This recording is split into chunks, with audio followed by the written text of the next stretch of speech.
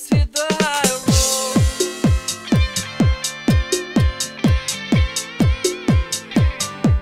Let's hit the high road.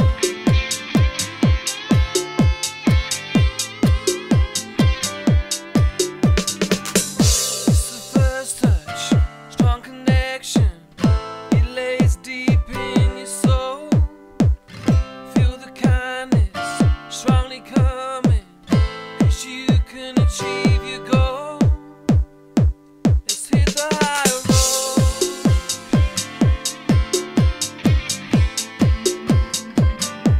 Let's hit the high road.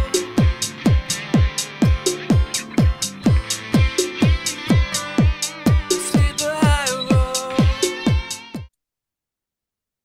Hi, this is Nancy Urel, and welcome to High Road to Humanity. And man, all the way from New Zealand, Suzanne Court is here. And welcome to the High Road, Suzanne. Thank you, Nancy. It's wonderful to be on your show. I'm so glad you're here. And we're going to call her Sue, she says. You guys, I have been waiting for her to come on my show because the publicist sent me her book, Soul Connection with Horses.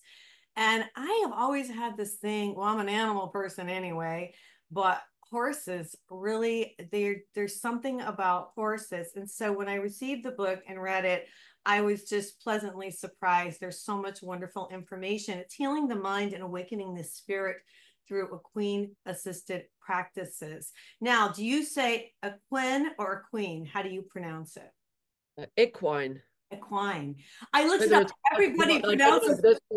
That's what everyone says. It's one of those things where you can pronounce it all different ways. Yeah. Yeah, okay. So you guys, we're going to talk about the soul connection with horses today. And let me just give you a little information. By considering how horses experience the world through their senses, how they process emotion and express their needs, we see that they live through the same social and psychological and spiritual paradigms as humans. Following equine-assisted therapy and learning practices through to their logical conclusions, horses naturally lead us to questions of who am I and what is life? They help us transcend non-functioning personal stories as we step out of ineffective ways of thinking and discover connection and wholeness. So you guys, this book is really interesting because Sue goes through all different aspects of healing with horses, and she has clients that come and they work with the horses and they are healed. And most of this is emotional. I love this. This is so fantastic. There's so much great information. Before we get into it and I read her bio, I just want to bring up, this is High Road to Humanity. And I saw this today. They were having a conference about the riots in the UK. And I wanted to bring up, the headline reads, more than 1,000 arrested following UK riots, police say. There's been some anti-racism protest rallies across the UK. So this comes out of London. It's August the 13th. British authorities have now arrested more than 1,000 people following days of rioting involving violence, arson, and looting, as well as racist attacks targeting Muslims and migrants, a national policing body said on Tuesday. The riots, which followed the killings of 3 young girls in the northern English town of Southport, began after the July 29th attack was wrongly blamed on an Islamist migrant, and that's based on online misinformation, which is a big deal.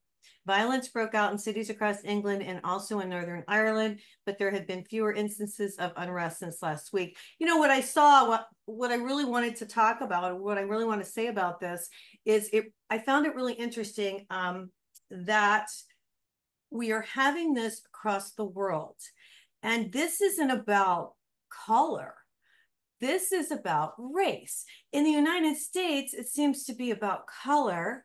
And then now we're bringing in the situations, we've had issues with anti-Semitism here in the United States. And now we see this in the UK. And I was hearing on the news how people in Scotland didn't like the Irish. And it's like, come on. And I just want to mention that we're all souls in these bodies. And it doesn't matter what nationality you are, and it doesn't matter what you look like. I just think that, and maybe, I don't know, maybe it's good that there is an uprising right now. Is that terrible for me to say? But we have to stand up for each other. I don't know if you want to say anything about this, Sue, but I just feel like we have to start realizing that we're all souls and we're all the same and we're all connected. And it's just craziness. What do you think about this? Well, I think the world is under a great deal of pressure at the moment. Human beings are under a great deal of pressure. We live in very artificial environments. And when we live in cities, there's a great deal of pressure in terms of space and resources and so on. And when you get a lot of immigration occurring, as is the case in the UK, occurring very suddenly, and that immigration comes from history, comes from their history of colonization. I Mm. mean, the British for 200 years, 300 years, took over so many countries. Well, this is the inevitable result of it many years later. Mm. Um, but from the point of view of people who live in England, suddenly they see a lot of people of different race, different color, different religions, different practices. They see Muslim people, a lot of them, the women wear headscarves or the coverings in certain ways. They look different. And so when people are under stress, they want to blame somebody. And it's so easy to blame people who are different. And of course, exactly the same thing happened or similar in Germany in the beginning of last century. So the German people were under a huge amount of stress It's economically and judgment. I want to so stop. so Yeah, who did they blame? They blamed people who are a little bit different, the yeah, Jews. And yeah, so it goes on.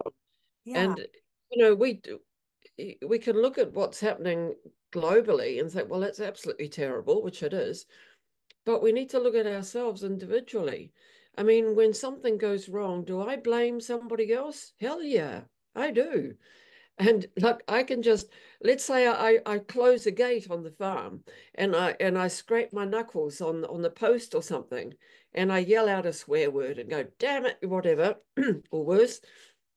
And who do I blame? I blame the post. I blame the gate. There's always this impulsion to blame something or someone around me. Well, we've got to take What goes wrong in my responsibility. life? Wait a minute. It has to be somebody else's fault, right? Oh my God. Well, two things that came up. One is, you know, Sue, we are such a judgy society worldwide. Yeah, Worldwide. yeah, I see that. I see people judge each other by how they look, what kind of car they drive. I mean, yeah. we got to change all that. We got to change all that. Well, let's talk about you. Let's talk about your story. First of all, let me just kind of just say that Suzanne Court is a PhD. She is a qualified equine-assisted therapist and mental health practitioner with over 30 years of horse experience and 10 years of experience working professionally with horses in the mental healing and spiritual space. Now, she teaches group and individual courses. I just think this is amazing. How did this all get started? You as a child, you dreamed about having horses. You begged your mom and dad. You didn't get one. You finally got a horse. His name was Sidney James. You call him Sid. Take it away. What happened? Right. Well, so when I was a child, I wanted horses. I drew horses. I talked about horses all the time. I had pictures of horses plastered on my walls, but I never had a horse because we lived in a city and we didn't have money and so on. I unashamedly, however, chose my friends as people who did have horses, Oh, so that oh my God. Okay. I always had one friend who had a horse, so I I love it. had the horse experience. But it wasn't until I was an adult and I was a professor of humanities by this stage where I suddenly woke up to the memory that I always wanted a horse. So I went and got a horse, and then I bought a little small farm, and so it happened. And it absolutely, totally changed my life. I kept the two things going for quite some time, being a professor of humanities and being a horse person. But eventually, life, you know how you're directed in life. Yeah, our lives are not about us. Our lives are not about what we decide up here, how it's going to work. And, life's a massive mystery. Mhm. And the mystery unfolds for us if we allow it to unfold. So um, I was working in an Australian university, and I was, like happens to so many people these days, I was made redundant. And this was a massive blow to me. It was a blow financially. I ended up losing all my money. It was a blow to me on the ego level. I had to question, who am I? What's my life about? It was a blow because I wanted another job like that, but I didn't get it. So it was almost like I had turned into two people at this point. I was the person who was extremely knocked over by this process.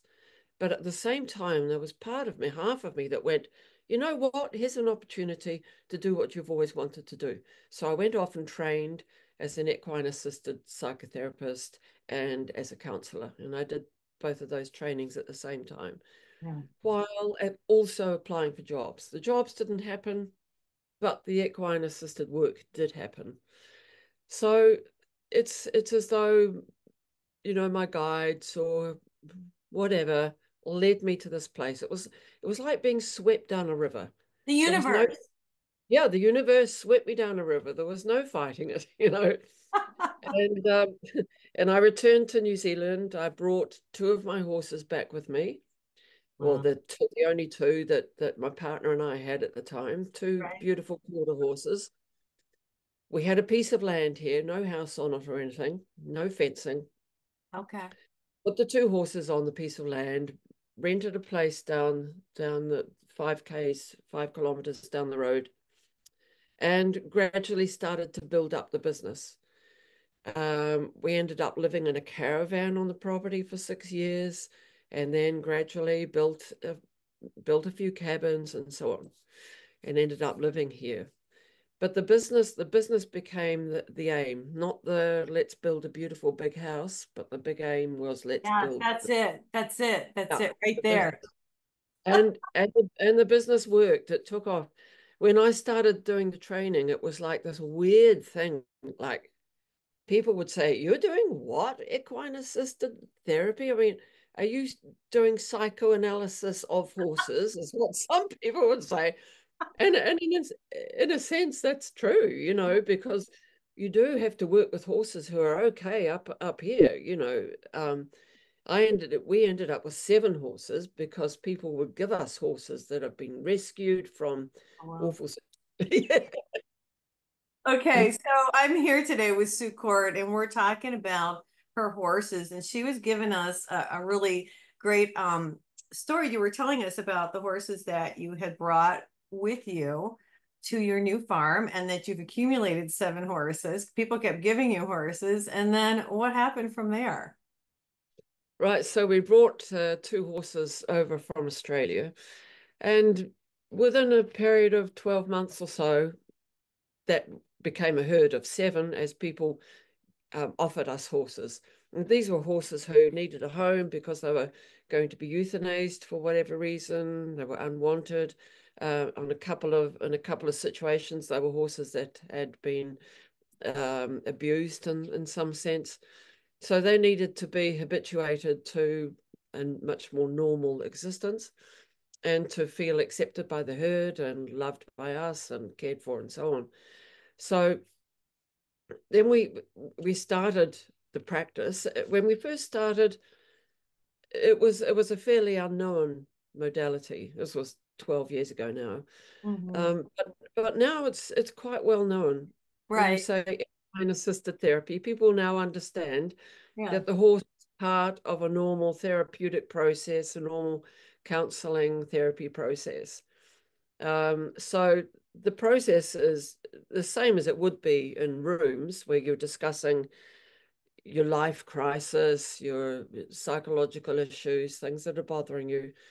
It works in the same way, except that you've got another being in the process and you're standing outside in a paddock. You're in nature. You've got the sun shining on the back. You've got birds singing around. You've got trees. So it's a different a different environment, obviously, and that adds a huge dimension to the whole process.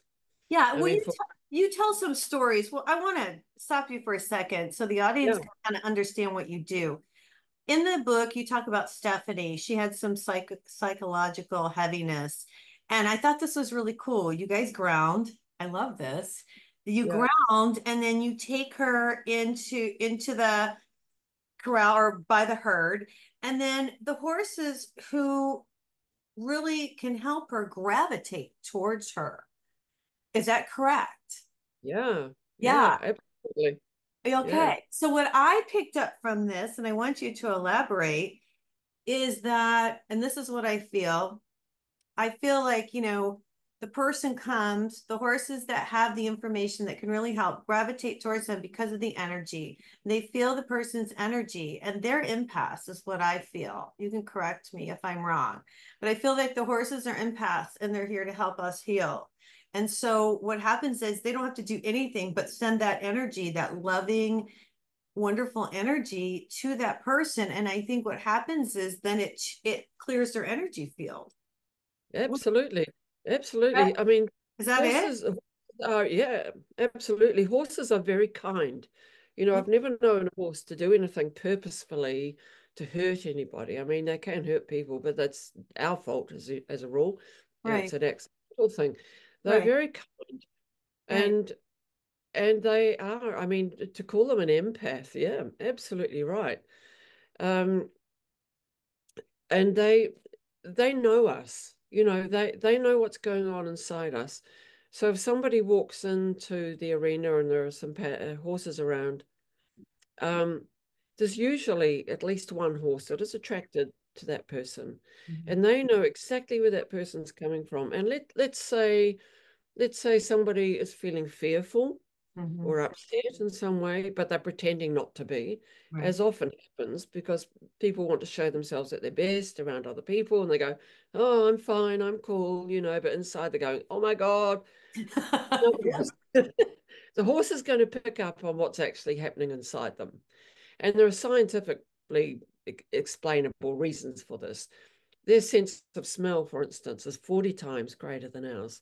They can smell all the chemical processes that are going on inside us. So if there's adrenaline there, for instance, they know that. They can smell that. They know exactly where we're coming from. But I believe, there's more than that as well. There's empathy, empath. They are empaths. And Mhm. I often think they want us to feel good. They want us to be whole and healthy. Mhm. Pardon me. And this is what they're doing. They're offering us their wholeness so that we can relate to that. And so what I do in the process is, as you say, grounding. I I love do it. that. I read Yeah, it. I was like, oh my God, she grounds you. I mean, you got yeah, it down, but you do it. I just want to say this really quickly. You do a healing with horses. That's what you do. absolutely. That's what it is. So, so the first, I believe that we have all the wisdom inside us. I look at horses and I think, you know how to be a horse. How come you know how to be a horse? We don't question that. We look at a dog. A dog knows how to be a dog. Cat knows how to be a cat. We don't question it. But we believe we don't know how to be human beings. We have to read books to find out how to fix ourselves up. We have to go to therapy. We have to take pills. We have to go and have special retreats. What's that about? It's crazy. I mean, it's what we do, and it's what I'm involved in doing as well. So yeah, fine. But how did we get to this point? Yeah, How is it that I'm we with you. don't? Well, and I look at it, I look at things differently now. I think the animals are here to help us and to teach us, and because they are our companions and they love unconditionally, no Yeah, matter what, And like you said, they wouldn't be mean to us. But I just think that we've all lost our connection with Source, and that's what we're yeah, working on. And that's that's what why it is. we go to these retreats, and that's why we do all Yeah, this yeah, other stuff, because we have lost our connection to God, to the divine source. exactly. That's what I Yeah, feel. Yeah. and my conception of source and God is it's the earth. Right. It's what we call in New Zealand Papa Tuanuku, Yeah. which is the earth, which is a being like Gaia. Uh, Yes. And it's a connection to our bodies. We have the wisdom implanted in us, in our bodies, and it's a connection to everything else out that we experience through our senses. So all of it, to my mind, is God. And we have lost that connection. Yeah. I mean, I've been through periods of my life where I very clearly lost that connection. A couple of decades of my life where I just lived entirely from up here, thinking that's what it was all about, and I was in control. Right. And then there were quite a few things that indicated to me, hey, actually, Sue, no, you are not in control. I know, it's hard, isn't it? And it's a great relief when you get to that point. It's Yeah, it also is. scary, but when you allow the mystery and open up to the mystery and go, hey, you know what? I'm not in control, and there's no way as a human being that I can understand everything about life. I don't think we understand very much about life at all.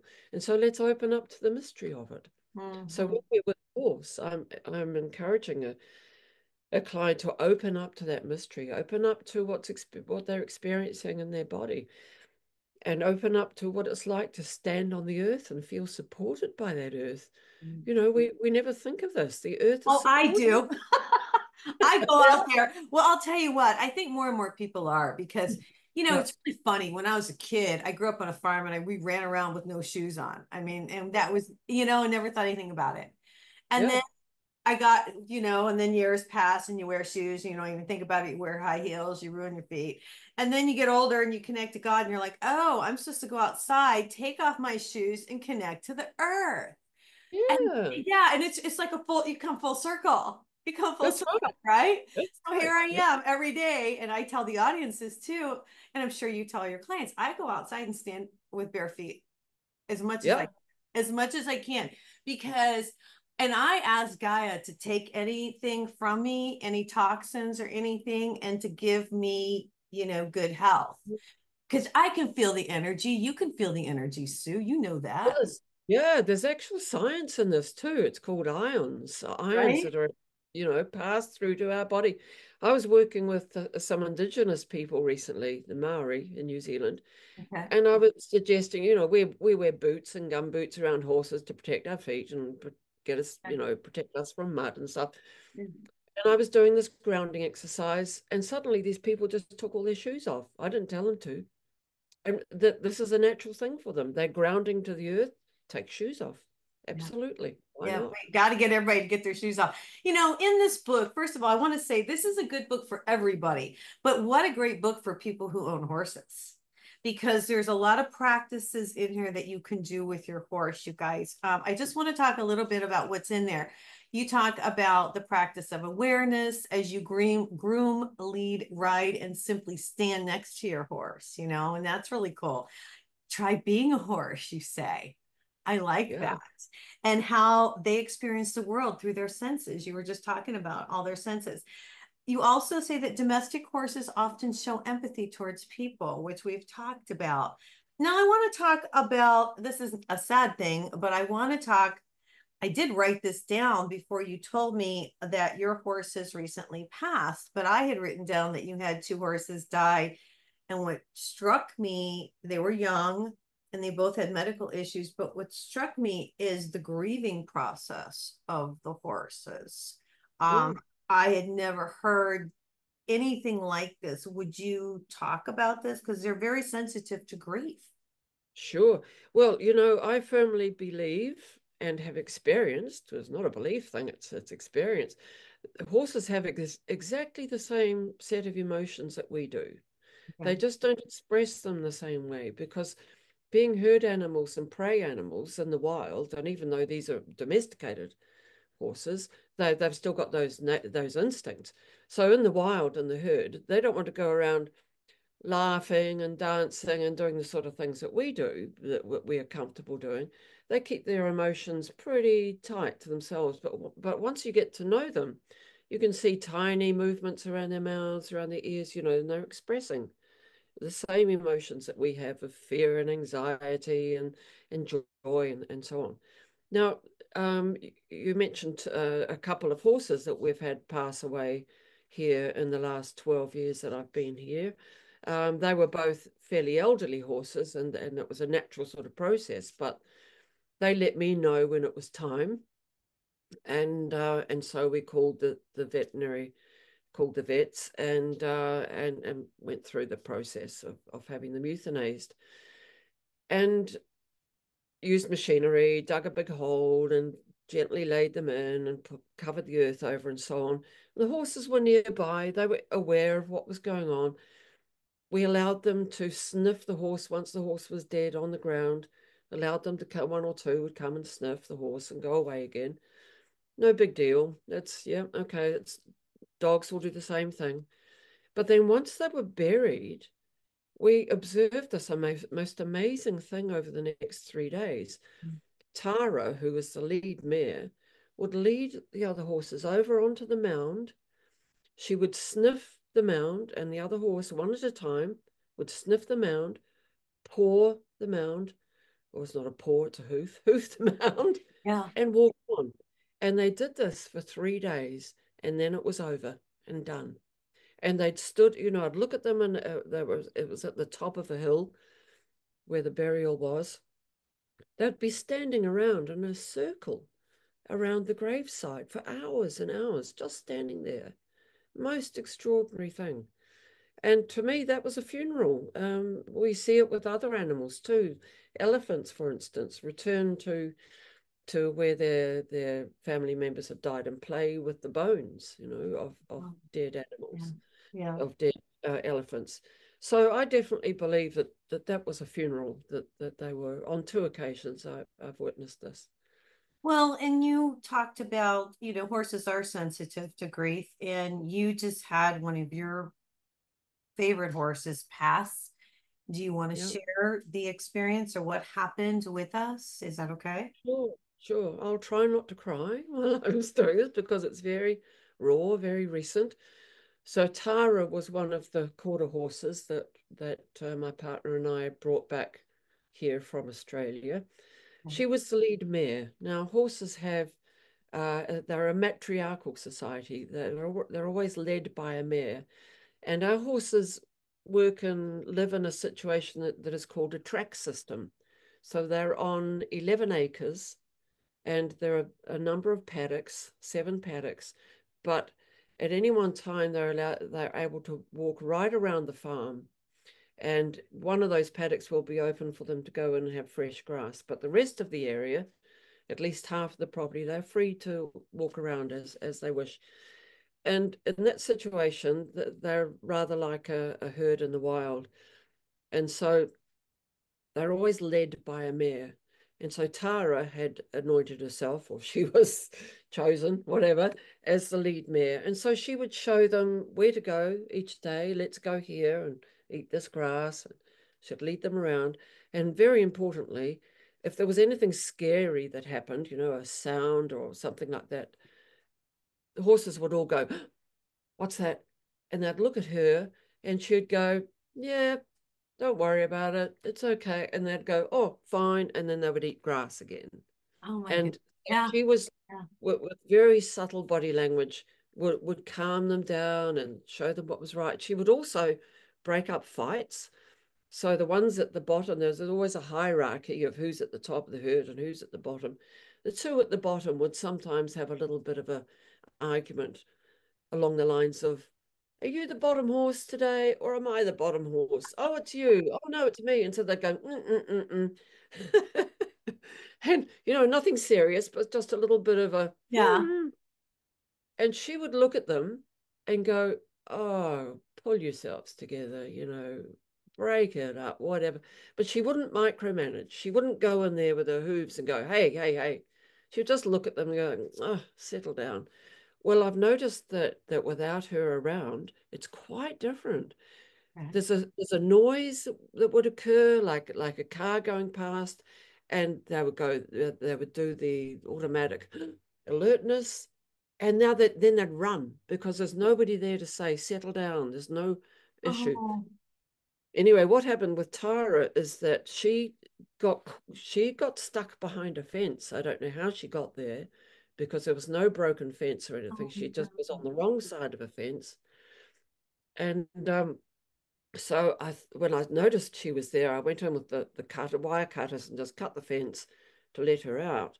And normally, when you do that with a horse, they're out of anxiety, they would just zoom off. But she just quietly walked away, and I thought, oh, this is a bit odd.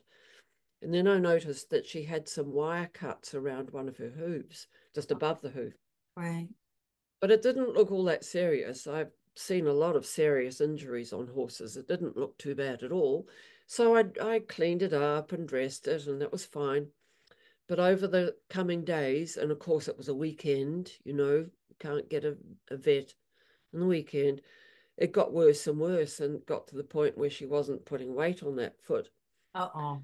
So on the Monday, I called the vet, and the vet noticed that there were these little wire cuts, which were not serious, but there was also an injury, a very tiny injury that might have been a wire going in that went right inside the hoof and into the bone, into the Oh, joint. So we did lots of processes of trying to get antibiotics into that area and so on. And I stayed up with her for 3 nights in the small sandpit area that we've got outside, though, in the winter. oh So my I God. stayed 3 nights with her, because she wanted to lie down all the time, and a horse must not lie down for more than 20 minutes at a time. So I had to keep getting her up, I standing her didn't up. know that. I didn't know why. Can I just ask why? Well, they eat for 18 hours a day. They only lie down 2 hours a day, but not in one lot. One lot. Okay. And they don't all lie down at once. Usually it's only 2 or 3 lying down, and then the others will be standing around taking care of them as like sentinels. Um, and it's because of the weight of their organs and their body can't withstand lying down for that length of time. But also they've got this incredible mechanism called a stay mechanism, whereby they can sleep standing up. So their joints lock into place. And it's hard to tell sometimes when a horse is asleep because their heads are still, up. The head doesn't drop down. Everything looks as though they're alert, but they're actually asleep. Wow. So this is something that's evolved so that being a herd animal, being a prey animal, if they suddenly need to move, if they are aware of a predator around them, they can suddenly boom straight into action and run off. That's their means of protecting themselves. They're not fighters, they're runners. So yeah, so I had to keep her up. But on the fourth day, vets came again, x-rayed her. We could see that there was this injury right into the joint, was right underneath, pardon me, right underneath the hoof capsule. So there was no way of fixing that. And so we had to make the choice of euthanizing her there and then, which was horrible, absolutely horrible. But I was lucky I had beautiful friends, horse friends around nearby who gathered around and helped with the whole process. And they were helping with the medicines I had to apply over those 3 days. Do you think she knew, that it was her time and that you have done? I mean, I'm sure you and her had that conversation. I know she loved you dearly. I mean, I'm sure you had Yeah, you had such we a had an bond. incredible, yeah, we had an incredible connection. She was my main horse. So as Yeah. well as being led mare, she was the horse that I rode, and I've had some amazing riding experiences with her out in the wild, so to speak. I want to ask you something. Yeah. So, because you've gone through this grief with her, would it be beneficial for you to go out and let your horses comfort you as they would your clients? They are doing that. They That's what I absolutely. thought. Okay, Yeah, thank you. yeah. I mean, What's happening? it didn't take me long to realize that my next job was to comfort them. Yeah. Tara was very close to the other horse that we brought from Australia, whose name is Romeo. They were like, married. They were like a married couple. And Romeo was very upset. He did a lot of galloping around, and he was clearly, he knew what was going on, and he was very upset. So it didn't take me long to figure out, you know what, I've got to get my attention away from how bad I'm feeling and you know, We nurture help them. each other. Help each other. Yeah, absolutely. So I've spent a lot of time with him, grooming him, talking to him, and the other horses, all of them. So that's what's keeping me going now, is realizing that that's where I need to put my attention. And No, I did a bit of research just the last few days about Tara. I've just put her name into Google and realized I always knew there was something special about her name, but I didn't realize. I thought it was Irish, but actually it's Sanskrit, oh, and it's the name of the female Buddha. So she is known as a guiding spirit and a star to lead people through their spiritual processes. And I thought, Tara, this is what you're doing. You're leading these other horses through their processes of grief and leading them to a new space. wow. And you said I had a close connection with Tara. I certainly did, but she was never one of those horses that was all lovey-dovey and cuddly. She would always let me know, yes, we can have a cuddle today. No, I'm not in the mood today, whatever. So I learned to respect that. She would tell me when she wanted touch. So, I love stroking horses. I'd go up to her and stroke her neck. And sometimes she would say, no, I'm not in the mood for that Yeah, I today. have a cat like that. So I would respect that. Yeah, right.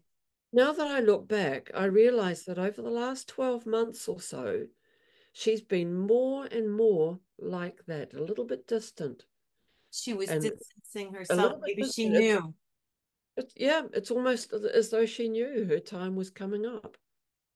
Yeah, that's what I pick up. Like she knew her time. Yeah, She had done what she came to do.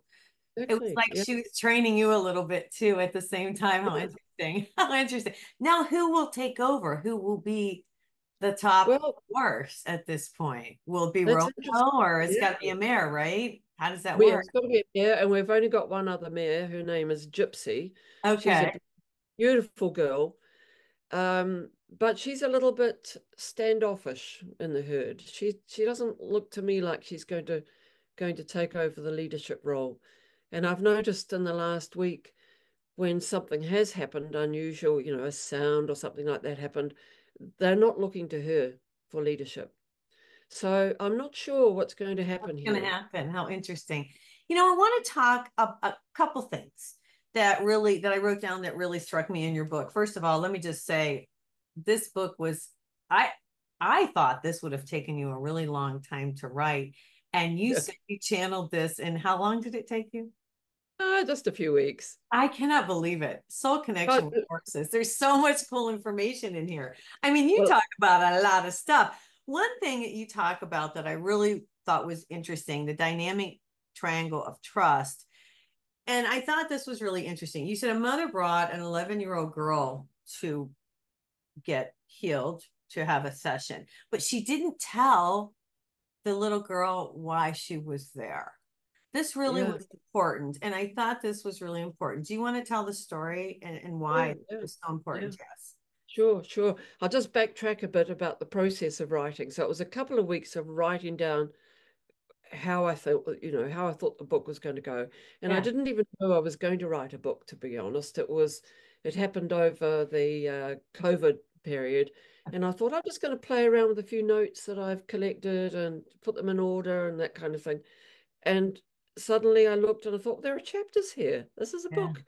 Yeah. So that process was only a couple of weeks. But then after that, it was another year or so of doing a bit of research, adding in a bit of science, a bit of other people's knowledge, and so on. Right. Anyways, yeah, back to this 11-year-old girl. So the mother rang and said, so I've got this daughter, she's got this issue and that issue, and I'd like to bring her, and that would be fine. Great. So they both came along. And I've since learned, that there's a process I need to go through, which is to to then explain to the parent, look, you need to talk to your child about what's happening and explain to them that this is what we're going to do and so on. So anyway, they arrived, and we have this cabin right next to where we work the horses. So we go into the cabin first and we chat about what's happening, and we sign an indemnity form and talk about safety and all this kind of thing. So this girl, she knew that we were going to do something with horses, and she was excited because she loved horses, and of course she thought we were going to ride horses. So first of all, I explained, no, we're not going to ride horses, but we're going to get to know them and see what they have to say about you, and you can see how you feel about them and that kind of thing. So off we went, just her and I, into the arena with the horses, and I started doing a little bit of grounding in the way that I would with a child, which is simply, tell me how you're feeling in your body. Do you feel any tension anywhere? What do you feel, and and how does the horse feel? Trying to get this empathy between the two and the trust between the two. And it didn't take me long to realize that there was an awkwardness there, that she didn't understand what we were doing. Yeah. And she was a bit curious about it. And Mm. so I didn't use the word therapy. I didn't say, well, this is what we're doing is therapy. But I started drawing her attention to what she was feeling internally and how that related in her life. But that awkwardness was there the whole time because we had not established a sense of trust between us as client and practitioner. And that sense of trust has got to be there first, just as I have to have a sense of trust between me and the horse, which is there, of course, every time.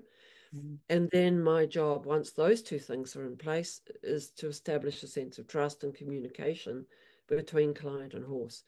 Well, it really didn't work because I hadn't explained the situation. The parent hadn't explained the situation. So that was a great learning experience for me. So from that on, I made sure that a young person coming into this process knows what's going on and understands the process. Yeah, I love the story. You also tell a story about Nathan. I don't want to give your whole book away, but there's a couple stories that I picked out. Nathan was a boy of 15. I thought this was really interesting. And he had been in and out of foster homes most of his life. And he came there to you, and he had an experience with a gelding, helping the horse over a bridge. And just what you're talking about, establishing trust. And it really helped him. Do you want to elaborate a little bit on that? Oh, sure. I mean, he was a boy who had very low self-esteem, in and out of foster homes. He assumed that he wasn't loved, that he wasn't wanted, that he also assumed that he didn't know how to do anything. He had no abilities, no, basically he was very, very low on him and hard on himself. So giving him a task like helping a horse to walk over a bridge, and these horses know how to go over these bridges. I mean, we've made these things, these tasks for horses to practice doing things. They know how to do it. They've done it before, but each time they're with someone new, that communication and trust has to be established between the client and the horse. So the horse will question it and go, you know what? I don't think you know what you're doing, so I'm not going to walk over that bridge. Oh my God. So each time the client has to develop, recognize within themselves their own inner strength. And so I talked to him about, so the first few times it didn't work, the horse would say, I'm not going to do that. Thank you very much. I'll just walk around it. I mean, this isn't a bridge over a river or anything. It's a pseudo bridge, it's just something we've built on top of that goes on top of the ground. So the horse can easily avoid it. So I talked to him about, you've got inner strength in you. Can you feel that? Where can you feel it? Do you feel a strength somewhere? And he'd say, oh, maybe in my tummy area, my stomach. I feel, okay, let's see if you can feel that strength and give the strength to the horse. impart that strength to the horse as you're leading the horse over the bridge. So he did that. The horse walked over the bridge, and this is real. You know, the horse does feel that strength, and the horse goes, oh, okay, you're confident. I'm going to be confident too. Right. So the horse walks over the bridge. Horse came around in a circle, and I go, wow, look at you. Look what you did. And you did it from your own energy, your own strength. How cool is that? Let's do it again a few times. Each time it works. Each time it's a little bit better. And he started talking then about his inner strength. And from then on, we built on that over many more sessions. That's beautiful, by the way. More his inner strength. Yeah. And then we extended it. You know, it wasn't only inner strength from his tummy, but the strength that he felt around him, the support. We didn't exactly talk about supporting spirits or anything, but it's that kind of energy that he felt.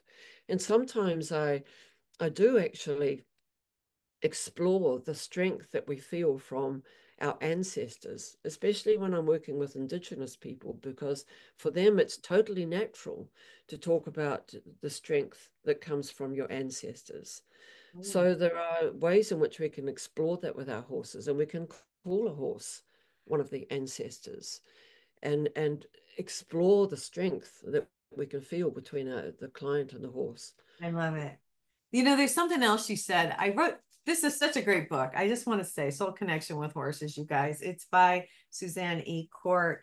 One other thing that really got me, and this was a visualization. This is when you were learning, an instructor asked you to take a jumpy horse who walks with a high head and visualize him walking relaxed. I thought this was like so cool. And Oh, tell this. I mean, this was oh, like, what? Okay, this really hit home with me. Go ahead. oh. Yeah, this was one of those little awakening moments that we have along the way, you know. So Right. this was many years ago, and I was doing learning a course to be a practitioner in horse massage. So this was the first sort of professional area that I got into. And that's beautiful work, because that's working with energy as well, of course. So Yeah. massaging, learning how to massage a horse, oh, amazing. And the horses, they just soak that up, you know, it's extraordinary. Anyway, we'd had this morning of learning these techniques, and the practitioner said to me, now I want you to take this horse and go and put him in that paddock over there, or what have you. And okay, no big deal. That wasn't a horse I knew. This was in Australia, and it was other people's horses. And but this horse had been quite jumpy and nervous, and I thought, okay, yeah, I'll take him over there. And she said to me, now, we noticed that the horse is nervous and jumpy.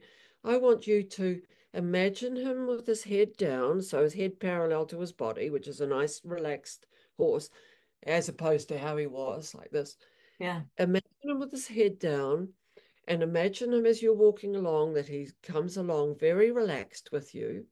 And imagine also that you don't actually have to hold on to him with the rope, that you have a loose rope between you, and you're walking together, and he is just walking with you using your energy, relaxed energy. So you So, visualize this before you do it, yeah. So first of all, I had to relax myself right? and, you know, access that relaxed energy. Took a deep breath and visualized walk. I didn't say walk or pull on the rope. I just visualized walking, and off we went. And here was this horse who had been all spooky and jumpy, just quietly one foot in front of the other, with his head down. I thought, oh my God, how did that happen? And that was the first time, well, one of the first few times when I experienced that exchange of energy. Other occasions I've had that previously was riding horses, and I'd be somewhere on my own, or way out in the wilderness somewhere, and something unusual and scary would happen, and I'd visualize calmness, and I'd feel that happening with the horse. Those sorts of things had happened, That's but it. That's never interesting. before had I had that experience of, okay, here's the message I'm giving you. Let's do this together. And so I do that work with people now, where I can ask them to walk a horse around in a round pen, for instance, holding onto the rope, and then say to them, let's just fling the rope over the horse's neck. Can you do the same thing? Ask the horse to walk around with you without holding onto anything, without giving any physical commands whatsoever to the horse, just using your energy, breathing, Telepathy. realizing, connecting, and walk on, and it happens. It's telepathy. It totally is. Yeah, it is. It really is. As you're saying this, I'm like, oh my God. Well, and I think a long time ago that we all were able to speak to each other telepathically, and I think we will again. I really think we will. Yeah, and we do now without even realizing it. You know, there's this wonderful study that was done in the 1990s in psychology, and it was discovered that that when we communicate with each other, human to human, only 7% of our communication is verbal. All the rest is non-verbal. So it's to do with our body language, it's to do with our tone of voice, and I believe it's telepathic as well. And of course, that's the situation we're in with horses, well, with animals. We're not talking to them. And in fact, I encourage people to not talk, to not go, come on, horse, do this, do that, to actually shut up. Okay. Because when we talk, we imagine we are communicating that way. We're not. We're communicating physically, energetically with horses. So if we shut that down, then we can feel, we really know where that communication is coming from. It's coming from our heart, from our soul, from our stomach. You know, we can feel that. Yeah. Well, no, I'm looking at my cat over here laying on the chaise lounge. Look at him. And I have two cats, and I'm just thinking, they always know what I'm thinking anyway, but I need to just shut up and think and not think. I love that you said that. Yeah. That's really cool. There is so much great information in here. You give meditation, you talk about mindfulness, you even get into, this is crazy. I was like, wow, you put a lot of information in this book. You even talk about our personal story, how we carry around our personal narrative of who we think we are, and how we've interpreted our story. And how we can rewrite our story. And I talk about this all the time on the show. I mean, that's so cool that you put that in there. Have you rewritten a lot of your story?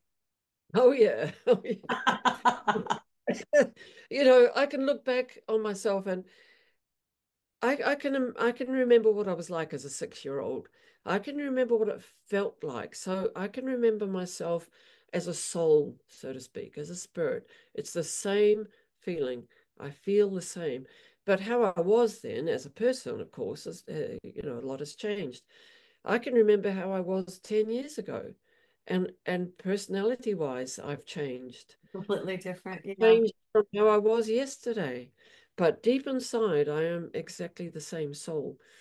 But what do we do if we lose connection with that soul connection? We live too much up here. We live in the story of who I am, what my job is, how much I earn, what kind of house I live in, what kind of car I drive, how I come across to people, what I like to dress in, what personality I think I am. We live in that story. And we also live in the story of our trauma, the bad things that have happened to us, what's good about me, what's bad about me, what I like, what I don't like. And this is common, and we all do it. But we get stuck. We get stuck in that story. And we get stuck in the story of I'm this way and I'm not that way. And I've learned to tell that stuff to change, or I question it. Every day I question it. I say to myself, I hear myself saying, you're no good at this, or whatever. And I'll now question it and go, is that true? Yeah. Because actually, usually it's not. It's Okay, not. maybe a few times I have not been good at whatever, but is it true that I'm always like that? Is it true that I say a negative thing to myself? Is that true? No. Where does that come from? Maybe it comes from something my mother said Old when I was. programming, right. Well, it's funny because I realized this a few years back. I was in a store, and I don't even know. Something came out of my mouth that my mother would have said. it wasn't anything that I would have said. And I thought, where in the world did that come from? And that's when this is a few years back, I started to recognize the programming. And I think a lot of people do. You get to a point and you start to realize, well, that's not coming from me. That's coming from what someone told me, or what my mom used to say, or my dad used to say, or what I learned from this. And then you have to start rewriting your story. And I just love that you put this in the book. I think it's magnificent. And thank you for that. Yeah, well, story and using metaphor and narrative, that's the basis of this work, really. So what we're drawing out through grounding, through meditation, through just recognizing the energy within us, it brings us eventually to the story of who we think we are, and we can work with that. And there are lots of exercises that I do with a horse. So, for instance, I might, let's say a story has arisen, that a client has this negative attitude about themselves, that they're no good at doing something, or that they're this kind of negative personality. I will then offer them the opportunity of, let's walk the horse around and ask the horse the question of what they think about that. And they'll come back, and I just open an open question like that. They'll come back and say, the horse said this. I mean, it's not verbal, obviously, but something will happen, like the horse will stop, or the horse will go in a different direction, or whatever, and that means something. Yeah. People are meaning makers. We make meaning from everything. And so they'll come back with this kind of meaning that will either reinforce that story or will break the story down. Usually it reinforces it. So if the story is being reinforced, then I will encourage them to open the story up, to break it down a little bit and say, let's take the horse for a walk again, and we'll do the opposite of that. So whatever it is you think you are or you're experiencing, let's pretend now you are the opposite. So let's pretend now you are this confident person who's living a happy, confident life, and walk the horse around, see what the horse has to say about that.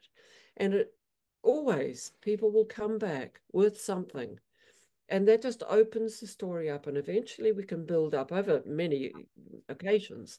We can build a story of having a different personality. Maybe I'm not this closed down, introverted, shy, unconfident person. Maybe I'm not that. And I look for the exception. Where are the times when you have not been that story? Where are the exceptions to that? Oh, there was a time when I was quite confident on this one occasion. Okay, let's work on that. Let's take that to the horse. Let's call the horse this exception. Let's embody this in the horse. Take the horse for a walk, or go over a bridge, or whatever. Do some exercises and see what emerges from that. I love it. Because we're working with an animate being, the horse doesn't know what the story is, of course, but they do know what's going on emotionally for They a can feel person. the energy. Yeah, they can feel the emotions. Yeah, and they will do something that means something to the person, that just opens them up, and they can then change that story change the story. and broaden it and broaden their experience of who they are. Well, I feel like they look at it from a different perspective. Yeah, absolutely. You know? Because we get stuck. We love getting stuck in our story. We Yeah, love isn't that great? And we tell it over and over and over and over. And I've realized that with people. Have you ever met somebody and they tell you the same story over and over, and the energy is the same every time? And until they change their story, their energy is never going to change. That's so crazy. We could do a whole show on that, Yeah, and some people never change their story. And I of know. course, I can look to myself and realize that I do that as well. We all do. It's crazy. Suzanne, we got to get out of here for today. You guys, her book is Soul Connection with Horses. I could talk with you another hour. You're going to have to write another book and come back and see me. Well, funny you should say that, but I am. Okay, that's my next question. All right, it's Suzanne Court, you guys. If you're watching me on the video, you can see the book. I'm holding it up, Soul Connection with Horses. What are you working on right now, Sue? Well, I'm fascinated by neurology. Okay. And And I'm fascinated by the concept of the left hemisphere and the right hemisphere of the brain. Okay. How we view the world, people will say you're a left brain person, you're a right brain person, and there's a lot in that is just operating on the surface, and some of it's not actually true. But the left and the right hemispheres of the brain, we use both of those parts of the brain in everything. But what we do tend to do is to emphasize more living through one side or the other side. Right. The left hemisphere of the brain breaks everything up into little bits. It's the analytical side of things, and it's how we live in the Western world. It's how we've been living for the last 300 years. It's partly responsible, this emphasis on this way of living is partly responsible for the mess that we're in now, because we think that we can solve our problems by breaking them up into little bits. In some sense, we can. That's the scientific inquiry. But the right hemisphere of the brain is the part that takes the overview. And that's the first thing that happens. Something that happens in our life. We see something, we experience something. The right hemisphere immediately goes, what's the overall wholeness happening here? That's the first thing that happens. Then it sends that message to the left part of the brain that then goes, oh, it's a bit of this and it's a bit of that, and it breaks it up into little bits, analyzes it. Okay. Then it sends it back to the right brain, and we make a whole understanding. What we've learned to do in the Western world, and it's rapidly becoming the whole world now, is we send our understandings to the left side of the brain and we keep it there. And we don't then send it back to let's find the wholeness and the whole understanding. And so I'm doing research. I love that. Yeah. So I mean, I'm not a neurologist, but I'm reading the work of neurologists. There's this man called Ian McGilchrist who's written this most amazing book, or a couple of books. One's called The Master and His Emissary. The master being the right side of the brain, the emissary being the left side of the brain. And his argument is that we have handed over our lives to the emissary, to the servant, and the servant has taken over our lives. So I've got his permission to use his research and to apply it to what we're doing with horses. I So love it's that. Oh, wow, that's interesting. That's really yeah. interesting. Okay. Okay. So that's part of it, and the other part of it is exploring metaphor. How metaphor is something that we naturally use in life. Our use of language is metaphorical. Our understandings of the world are metaphorical, and how we can use it. It's what you and I have just been talking about now. How we use story to understand our world. So I'm How things exploring go. that. Well, yeah, the Native Yeah, Americans exploring that a little always bit told more. stories. Yeah. Yeah. Yeah. I love that. Well, I want to really quick before we get out of here, I want to go back to what you were talking about the left brain and the right brain. And what I picked up from that is that we've lost our connection with spirit, and spirit is on this side, and we need to get spirit back, because it's really about connection, because we've lost connection with each other, with spirit, the whole thing. And so I really feel the balance has got to come back. We've got to come back into balance, right? Yeah, so it's psychology, but it's also spirituality. Absolutely. And psychology and spirituality, in my mind, they go to the same place in the end. I mean, psyche actually comes from a Greek word, which means spirit. That's what we're dealing with ultimately. And we've Absolutely. lost connection with that. Yes, you're absolutely And right. I'm so excited you came. yeah. Sue, thanks for coming today. Hey, before we get out of here, you guys, I do need to let everybody know that I'm going to be in Manhattan in October, you guys. I'm going to be there the 19th and the 20th. I am going to be talking about the angels, and I'll be there for 2 days. If you guys want to come see me at the New Life Expo, it's going to be at a really fancy library. You can find the link on my website, nancyyearout.com. Also, my new book is going to be out pretty soon, but in the meantime, pick up, wake up, the universe is speaking to you, and check that out. And I have to say, I created a new website, you guys, just for my psychic readings, my angel connections, if you want to do that, energy healings. And you know, you can go there and check out all my stuff and book your readings. Now, it's psychicforhumanity.com.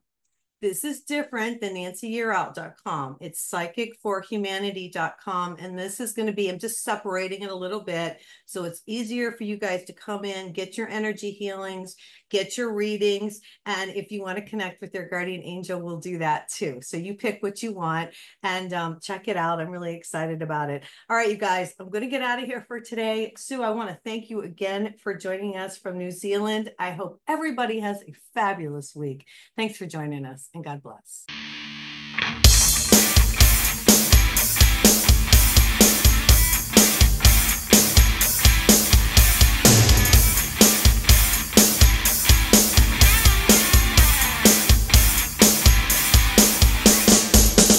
Hold your head high, the world is coming. Watch the colors lift your soul. Connect the dots and keep the motion. Can achieve your goal. Let's hit the